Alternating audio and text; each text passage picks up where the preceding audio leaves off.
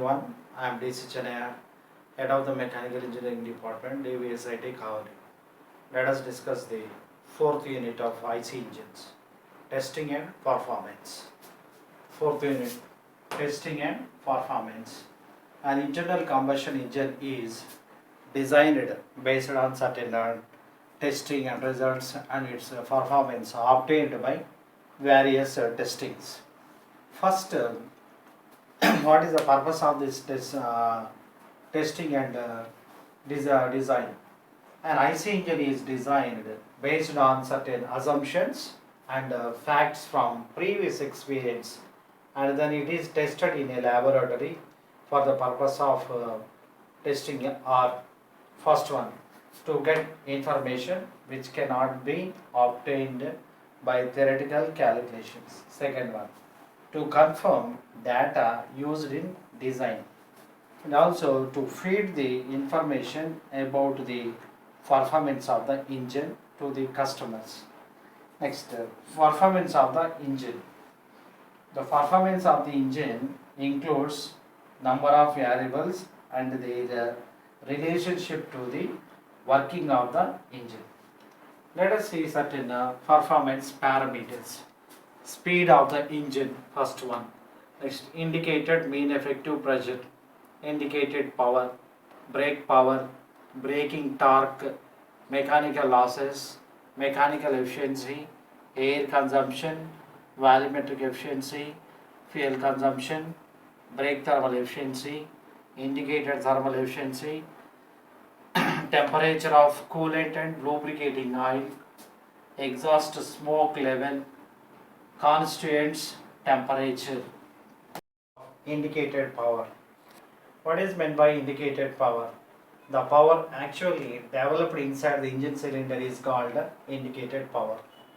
To calculate indicated power, we need indicated mean effective pressure. What is meant by mean effective pressure?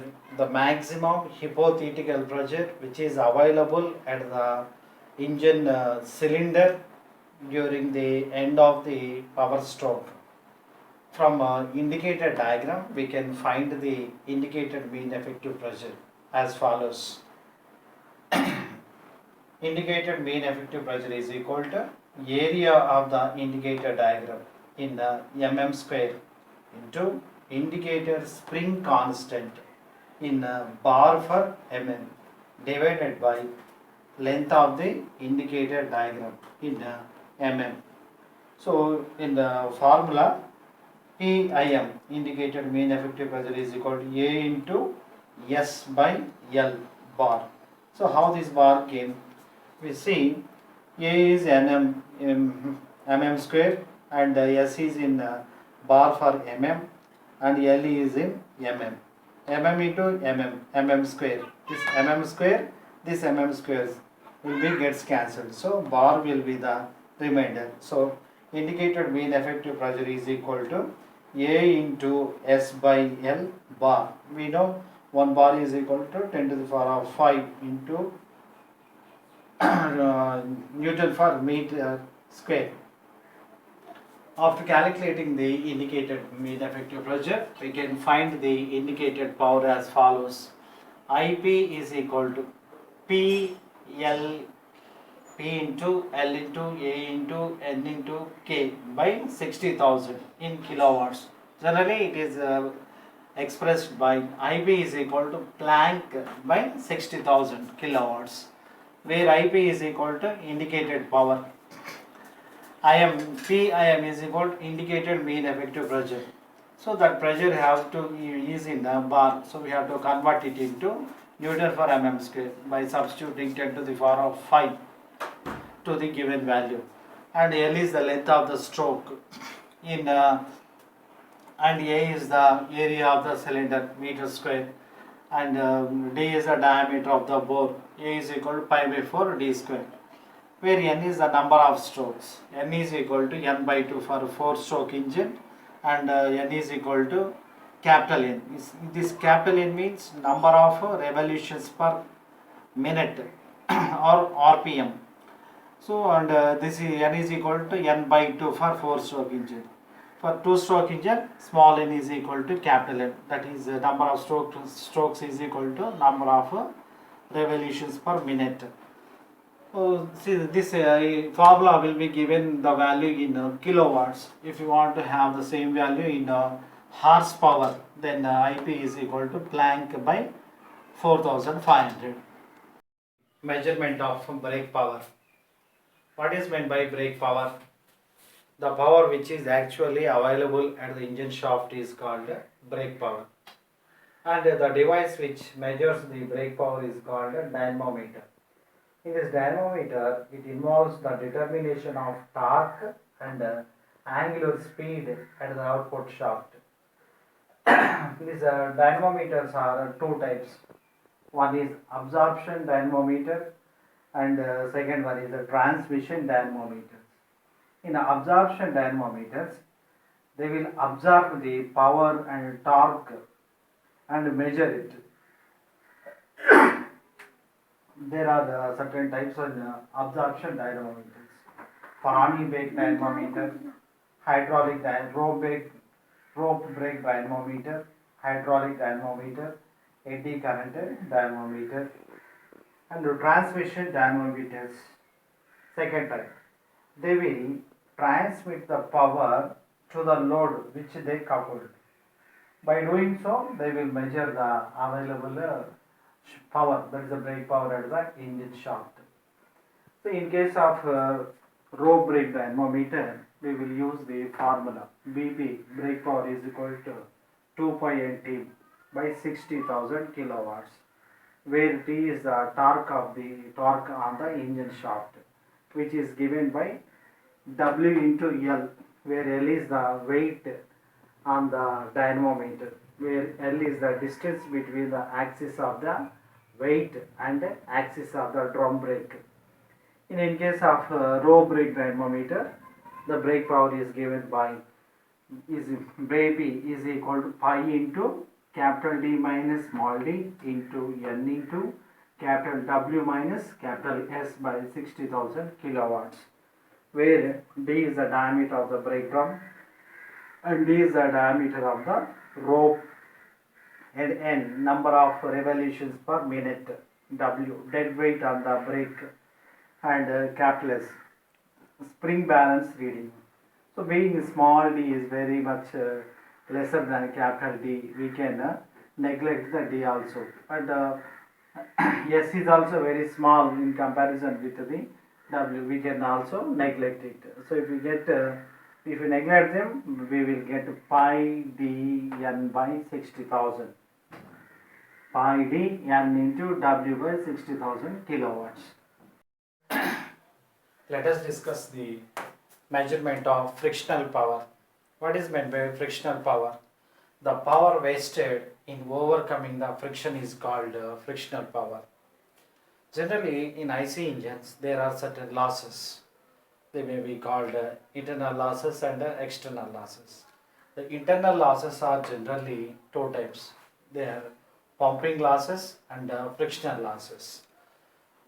During the suction and exhaust stroke, the piston must move against the gaseous pressure. The loss in power is called pumping losses in overcoming this. And the frictional loss is made up of the friction between the piston and cylinder walls, and piston rings and cylinder walls, friction between crankshaft and camshaft and their bearings. It should be the aim of the designer to keep the minimum or zero frictional losses. The following methods are used to measure the frictional power. First one, difference between indicated power and brake power. Because indicated power IP is equal to brake power plus frictional power. So frictional power is equal to indicated power minus brake power.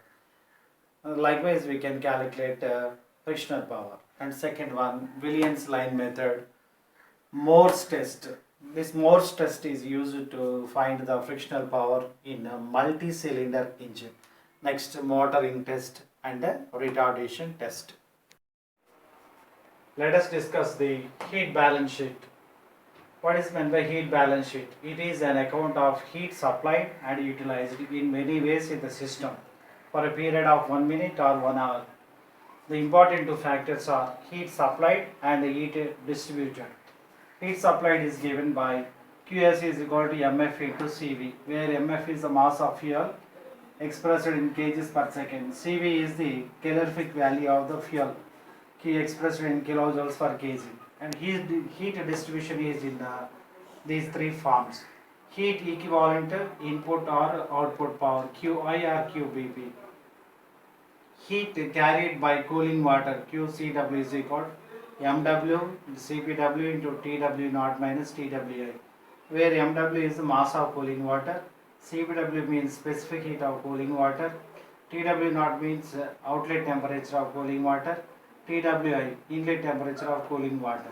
And next, heat carried by exhaust gases, QEG. QEG is equal to mg into CPG into Tg minus Ta, where mg is the mass of exhaust gases and CPG specific heat of exhaust gases, Tg temperature of exhaust gases, Ta temperature of atmospheric pressure, atmospheric air. Heat unaccounted losses, QUN is equal to QS minus Q heat equivalent to input indicated power or break power plus Q heat taken by cooling water plus heat taken by exhaust gases. These results are tabulated in a table, and this table is called heat balance sheet. This heat balance sheet is in the form. First one, heat supplied by the fuel, QS is equal to, so it's expressed in kilojoules, that will be treated as 100%. Next, heat distribution, whatever we got, heat equivalent to indicated power expressed in terms of percentage is given by QI by QS into 100. Heat taken by cooling water expressed in percentage, QCW by QS into 100. Heat taken by exhaust gases, QG is equal to QUG EG by QS into 100%. Heat unaccounted in terms of percentages, QUN by QS into 100. So if we calculated the total percentages, we will get 100%. So 100% is equal to 100%. Input is equal to output. Likewise, we will plot the heat balance sheet, and also we can represent the engine heat transfer in the following figure. This is the engine. Fuel and air will be represented in this manner. Exhaust gases represented in this manner. Cooling water entering and cooling water leaving, and lubricating oil entering in, lubricating oil is leaving, and this is the crankcase and valve radiation, and this is the power output. So all these is expressed in terms of heat.